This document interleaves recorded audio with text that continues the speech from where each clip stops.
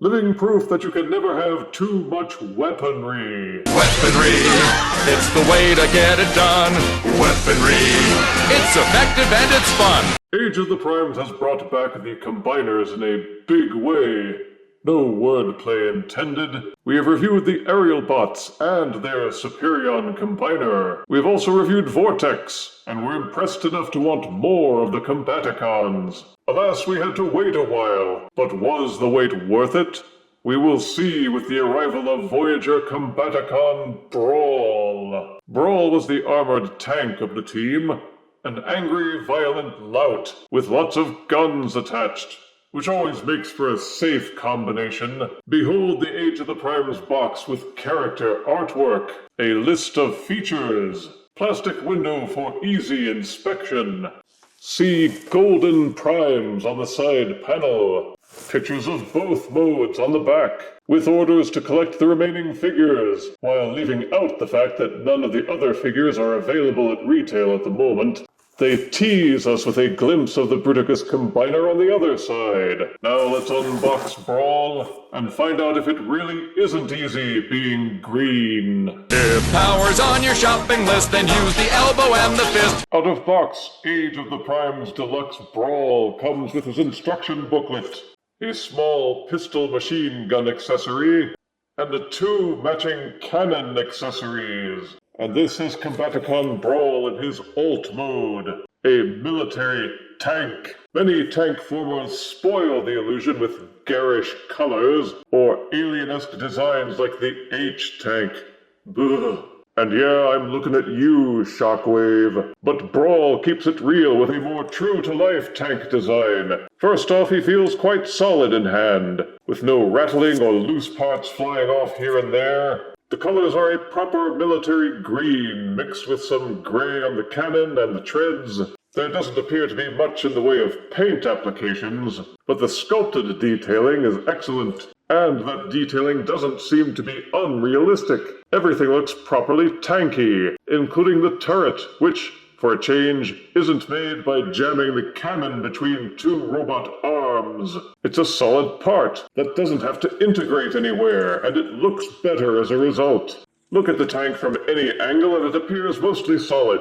Even the front and the back halves have been filled in, which is a lot more than Hasbro usually does. It's sad that we have to praise them for doing with Brawl what they should be doing with any tank former. I get tired of H-tanks and even War for Cybertron tanks where the front and back is an ugly, hollow target. As is usually the case, the treads are non-functional, and only 4 plastic discs allow for any rolling. But on the plus side, the treads are contiguous from front to back, which is also a rarity in Hasbro's tank formers. There's this open gap at the top where the robot head pops out, and these unfilled portions at the sides. But for the most part, there's no visible hollowness. The underbelly is where the hollowness seems to have been hidden. The head and legs can be seen plainly, with at least 2 empty zones. But I don't foresee the need to turn him over, do you? As for features, yes, you can roll Brawl around, but that's not all. There are 3 open 5mm ports, 1 on the top of the turret, and 1 on either side of the tank. These can be used to store the pistol, which is the only included gun that has a 5mm peg. But underneath the small gun is this little tab, which goes into this groove here, for additional weapon storage options. The included cannons don't have 5mm pegs, instead they have these tabs, 1 underneath and 1 here at the side. You will note that Brawl has several slots, some on the turret, some on the body, which are used to mount these cannons for the purpose of weaponization. So there are a number of options for arming up Brawl. One complaint I have is that only the pistol can be fitted with fire blasts. The tank cannon and the other 2 cannons have only 3mm ports, which aren't compatible. But if you have a minion with a 3D printer, you can easily crank out some 3mm male to 5mm female adapters, which will allow Brawl's miniguns to be fitted with proper blazing action. Beyond the ability to roll, the turret can also be rotated to the left, to the right, and the cannon can be raised and lowered. which is also a rarity in Hasbro's tank formers. Glad that they finally got it in there somehow. A refreshing change of pace from the half-baked tank formers that Hasbro normally dishes up. To transform Brawl to robot mode, first de-accessorize, then pinch the very fronts of the treads loose and angle them forward. Once those treads are disengaged, you may flip out the front panels of the tank and angle them out like wing-a-dings. The turret rests on an extendo hinge. Angle it up, tilt the turret forward a bit to give yourself some clearance. Clearance for what, you ask? Why, clearance to angle up the very top of these back panels.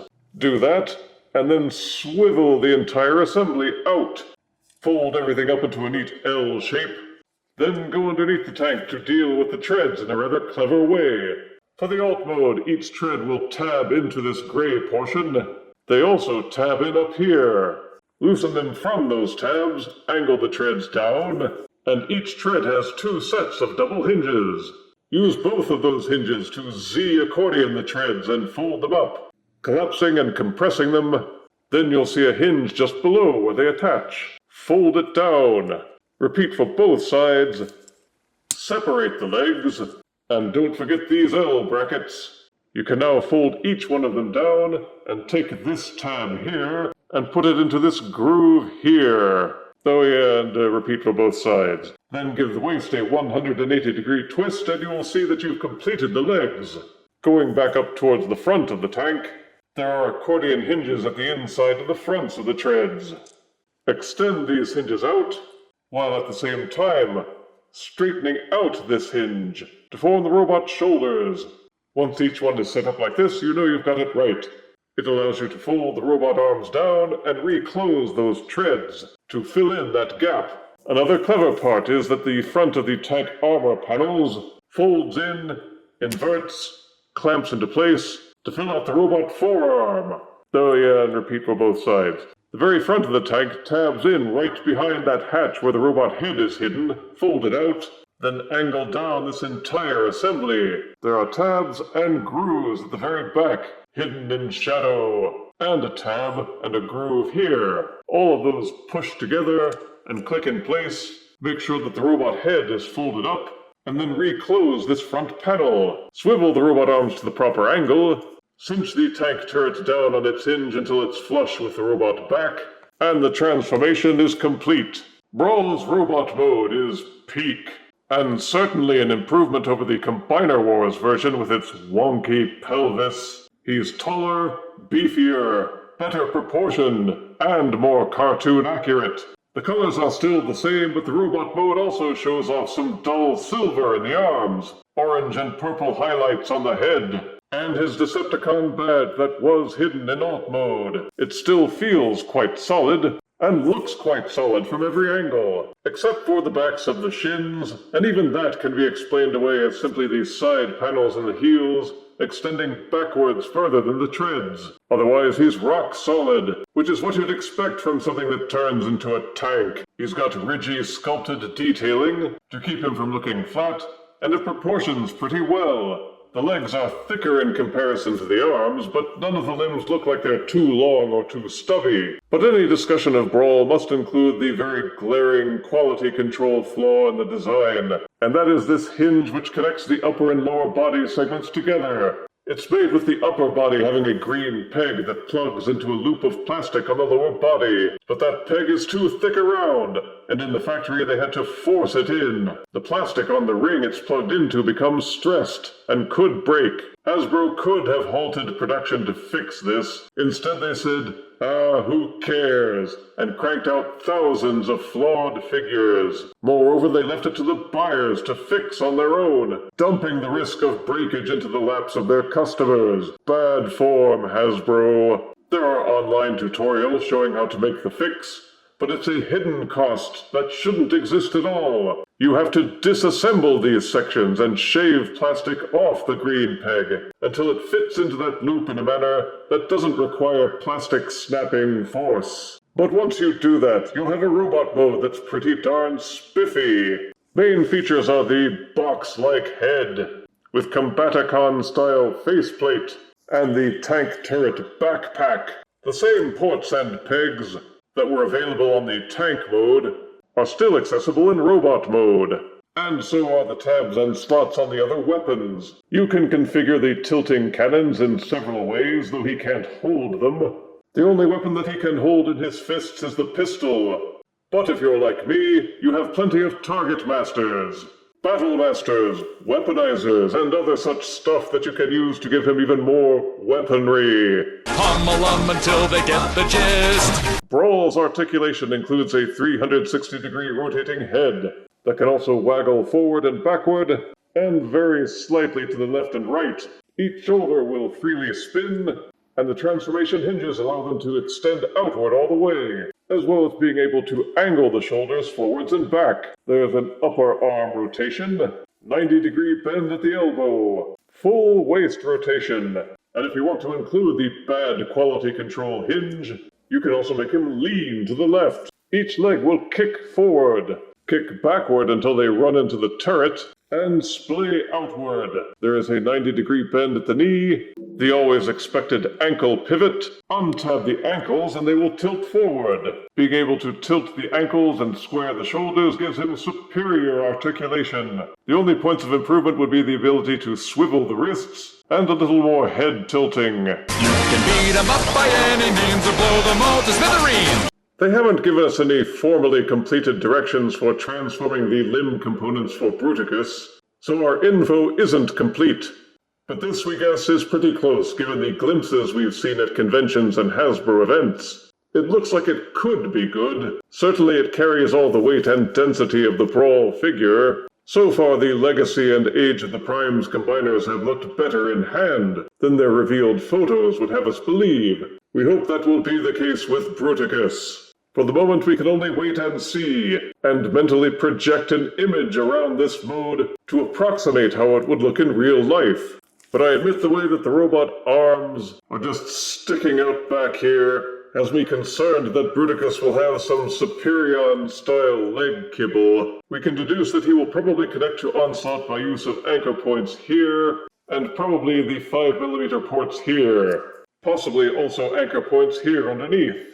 From the front it looks alright, with the tank turret serving as Bruticus's beefy kneecap. The waist swivel still works, and the evil quality control waist hinge will serve as his ankle pivot.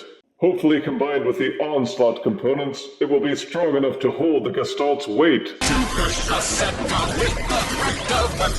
Standing about 5.5 inches and weighing 4.5 ounces, here's Age of the Prime's Voyager Brawl, next to Age of the Prime's leader Megatronus, Netflix Voyager Megatron, and this novelty craft Halloween pumpkin. Weaponry to have confidence indeed. Let's all just admit it. Whether we like the individual Combaticons or not isn't the point.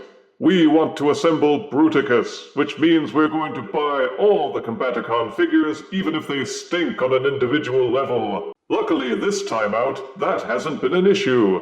So far, each Combaticon figure has been good. Vortex was a worthy update, and so is Brawl. Even without the Gestalt features, Brawl is an excellent figure all by itself. Positives are solid alt and robot modes with good detailing, sensible military colors, good articulation, cool accessories, and a transformation that gives good results without being an agonizing chore. You can customize him decently, and the leg mode shows some promise. Negatives are that you will be compelled to apply that fix to his waist hinge or risk almost certain breakage. It stinks that Hasbro made a calculated decision to release a faulty product, rather than go back and fix it. The robot arms stick way out and back in the leg mode. The tank mode has some hollowness below, and it's also dumb that they didn't make him natively Fire Blast compatible. Those issues may leave a sour taste in your mouth. And while Brawl does feel bigger than a deluxe size, he doesn't quite feel Voyager size. It's still an excellent figure and a glad escape from the Combiner Wars version. Pick one up if you find it. You won't be disappointed. He loses points for the quality control issues, but I still give Age of the Prime's Voyager Brawl 8 out of 10 deaths. It beats the Bayverse version, treads down. WEAPONRY with weaponry from above.